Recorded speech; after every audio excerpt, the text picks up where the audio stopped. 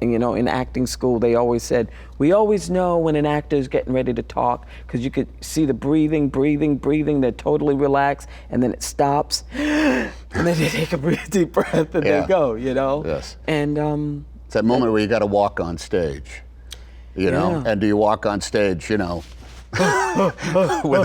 a swagger, you just kind of like slink on. But when you're doing so your television show, however, this is all about, it's the writer's medium, it's the producer's medium, it's this constant pages coming in. Do you find that the TV show has that balance of the words as well as just the cinematic narrative? No. I don't think that TV has that balance, at least network TV. I think you're fighting a huge beast, which is way bigger than narrative and words and being cinematic.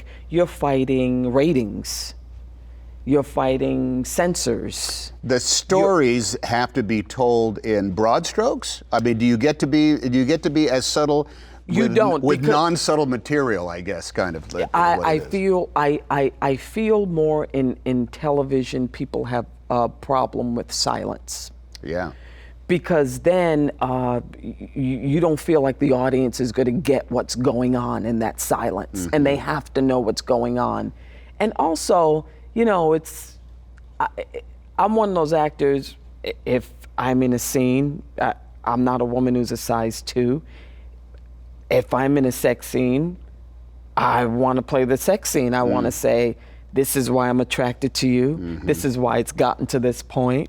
This is what my body looks like. And then all of a sudden on TV, you could be doing all that work as an actor, and then the actor that you're playing with, who's wonderful, by the way, is wonderful, will get out of bed and look like they've been in the gym for the last year. And then finally, you're in the scene, and then you're on TV. they never show characters at the gym working out. They all just have a great body. That's why I hate nude scenes. Even on stage, can't stand them. I look at them, I'm like, okay, you've been in the gym. Yes. And turn those lights down so we don't actually have to see the stretch marks. Yeah. I mean, come on. I just like all those sags that are really, where. But that's taking risk. I feel that I've earned those sags. Yeah, exactly. There's one thing about a lot of times the men and women are in far too good a shape. And the problem I also have is the women's lip gloss is always just perfectly applied. I said, is everybody? I don't know. If you're working hard in a legal office, sometimes don't you your clothes should be wrinkled and your hair should be askew. Well, I made it a point when I got that role because I saw it as an opportunity that was way bigger than doing really good work. I saw it as an opportunity for a dark-skinned actress of 50 to be in a role that's sexualized, not sexy. Yeah. There's a difference between sexualized and sexy and messy and maybe sociopathic. When I'm used to playing housewives and maids and crackheads. And I saw it as an opportunity, a blank palette or a blank canvas to put my mark on. I was not interested in boundaries.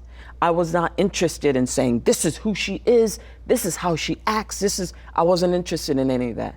I was just interested in just taking the ball and running with it, even if I took it in the wrong direction. That's why I took my wig off. I take my makeup off. I mean, this year she's an alcoholic. Which is kind of like a crackhead face. Then you got to be careful. Yeah, but it's alcohol, Yeah, thank God social media wasn't popping back in the days when we had to audition. When was your last audition? My last audition was... yesterday, huh? You can tell me. Yeah, it's no, okay. I'm auditioning right now. I'm going to be an Empire next season is what I'm hoping please. for.